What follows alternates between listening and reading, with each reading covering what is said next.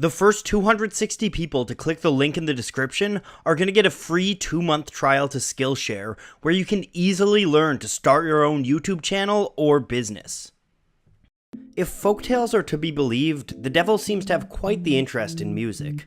Whether it's the satanic imagery that's ever pervasive in metal, or the legendary fiddle duel in The Devil Went Down to Georgia, it would appear that the Prince of Darkness likes a good tune as much as you and I.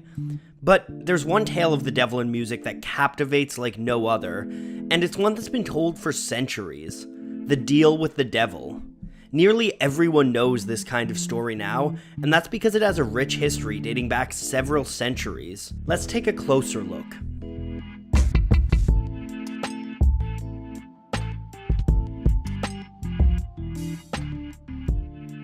Deals with the devil have appeared in Western mythology for a long time, but they really first started catching on in the late 1500s thanks to a man named Johann Faust. Faust was a German alchemist and magician who was alleged to have made a pact with the demon Mephistopheles in return for his soul. His talent became famous after being documented in Christopher Marlowe's play, The Tragical History of Dr. Faustus. 100 years later, the myth first made its way into music thanks to Giuseppe Tartini. In 1713, the devil appeared to Tartini in a dream, and Tartini made a pact for his soul. In the dream, he gave the devil a violin, and the devil performed the most beautiful sonata he had ever heard. Immediately upon waking up, Tartini tried to write down what he heard and created the Violin Sonata in G, better known as the Devil's Trill Sonata. Despite the success of this piece, Tartini wrote that his effort was so inferior to what I had heard that if I could have subsisted on other means, I would have broken my violin and abandoned music forever.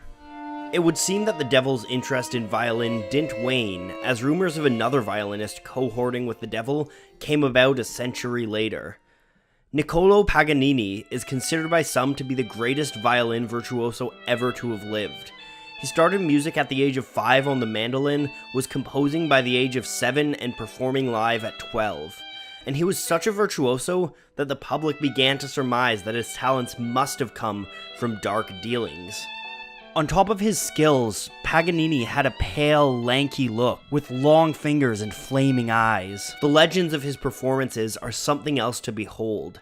Some reports say audiences made the sign of the cross as they watched him perform to protect themselves from evil. Other stories have him continuing to play flawless notes on broken strings and contorting his body into weird shapes while performing.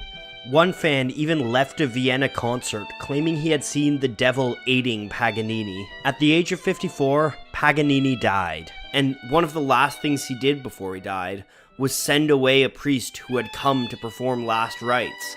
This cemented his association with the devil in many people's minds. Less than 100 years later, legends of the devil meddling in musical affairs started once more. In the 1920s and 30s, a pair of blues musicians in the Mississippi Delta are alleged to have run-ins with the devil. First came Tommy Johnson, a guitar virtuoso known for his eerie yodeling. Johnson's brother Liddell spread the legend of Tommy's Faustian bargain. One night, the story goes, Tommy Johnson went to the crossroads just before midnight and played guitar until a big black man came up to him, took his guitar, and tuned it. After that, Tommy Johnson could play the guitar like no man alive.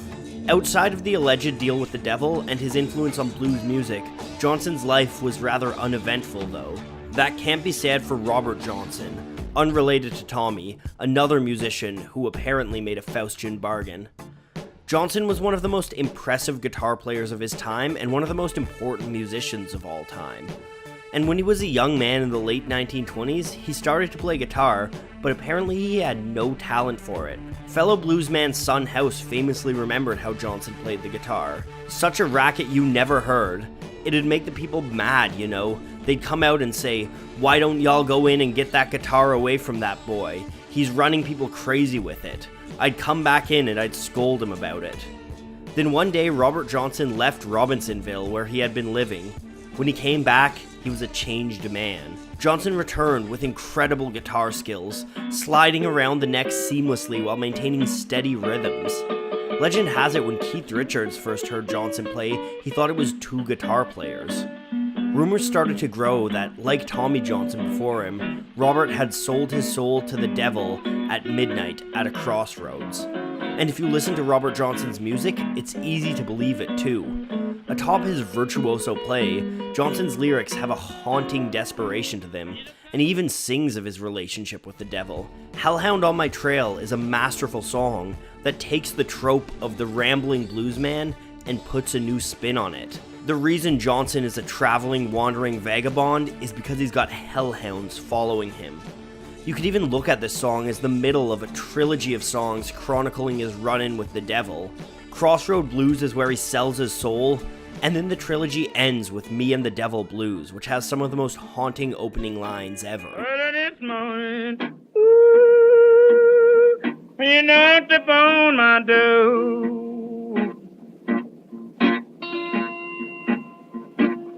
And I said, hello, Satan, I believe it's time to go. On August 16th, 1938, the devil came for Robert Johnson's soul. Johnson was poisoned by a jealous husband and died at just 27 years old. Since Robert Johnson, the devil has continued his relationship with music, but no Faustian bargains like that of Paganini or Robert Johnson have been struck, at least not that we know of. Though it's been nearly a century since Johnson, so maybe it's time for the devil to dip his toes back into the music game.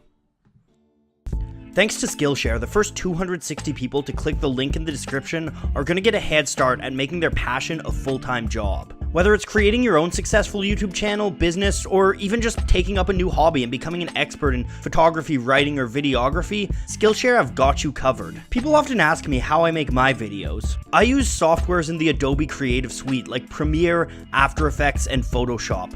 These are really powerful tools that can make even the most ambitious projects a reality, but they come with a pretty steep learning curve. Skillshare has thousands of courses designed to help you learn a new skill. Learn to start your own YouTube channel with courses like After Effects for beginners or Premiere for beginners. Whether it's a school project, a business venture, or even starting your own channel, these tutorials will give you a perfect head start. Again, the first 260 who sign up with the link below will get 2 months of learning for free, and after that it's just $10 a month. Thanks to Skillshare for their support, and to everyone else who helped make this channel a reality.